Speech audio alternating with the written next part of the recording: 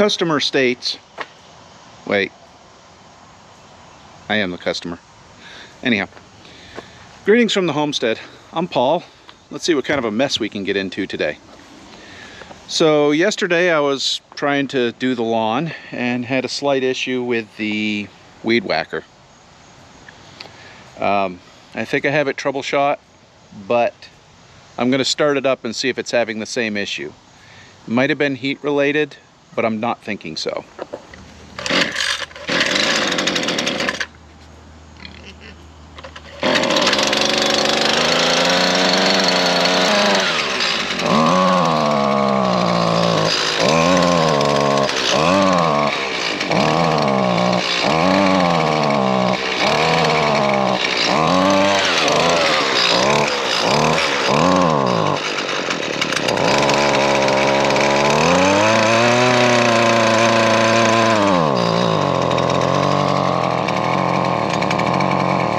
So she's bogging down.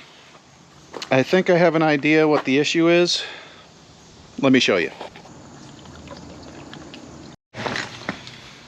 So what I think is happening is I'm having a fueling issue. Husqvarna was nice enough to put this together using T20 Torx.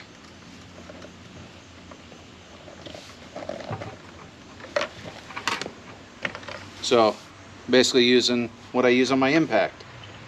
Yes, I could use my impact for this too.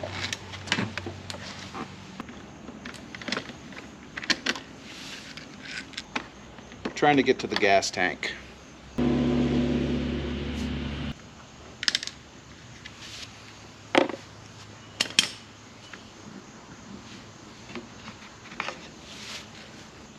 Just make sure the carburetor don't fall off.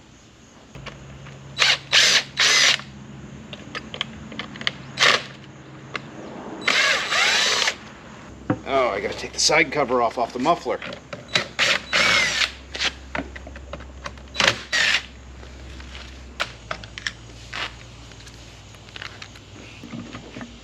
That's what I wanted.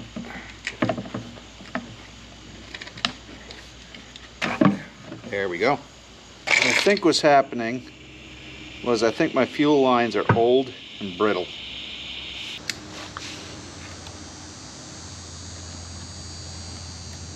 More than one way to skin a cat. There we go. There. Yeah. You see that in there? That's the filter.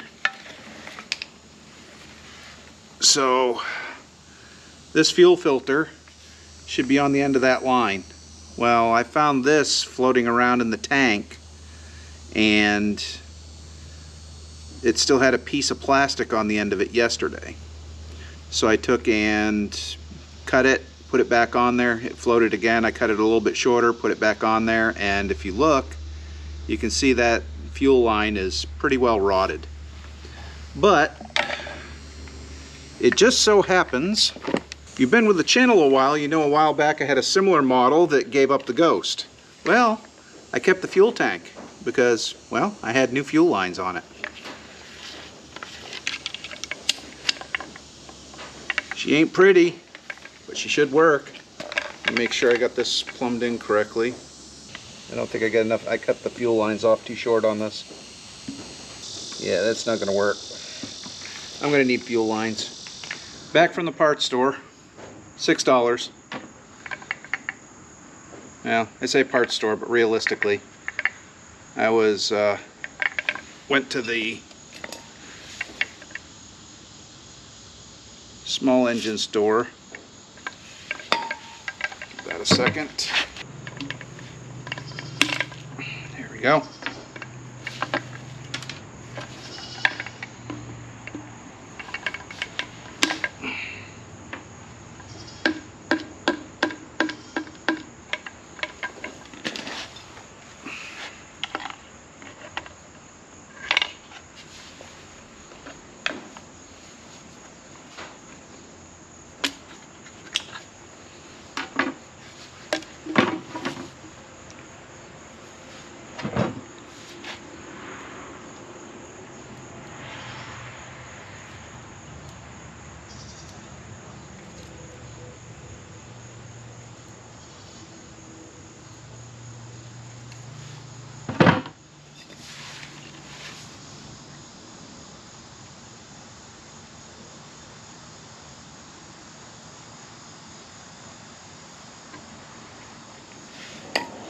lubing up the hole a little bit.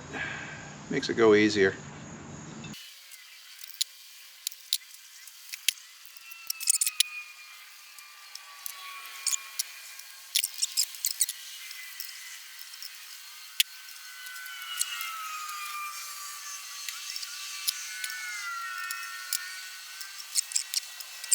We've got more. I got an idea. There. Yeah, those are really bad. We'll worry about the other one in a bit. Let's see if we can get the weed whacker back together now.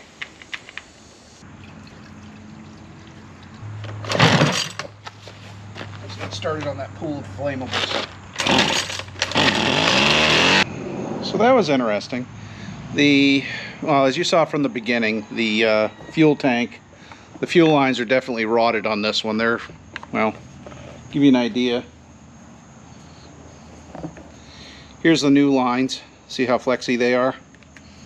Here's the old lines. Sorry, doing this one-handed.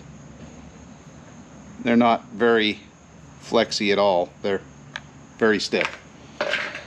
And as you saw inside, it was kind of rotted off, so we needed new fuel lines regardless.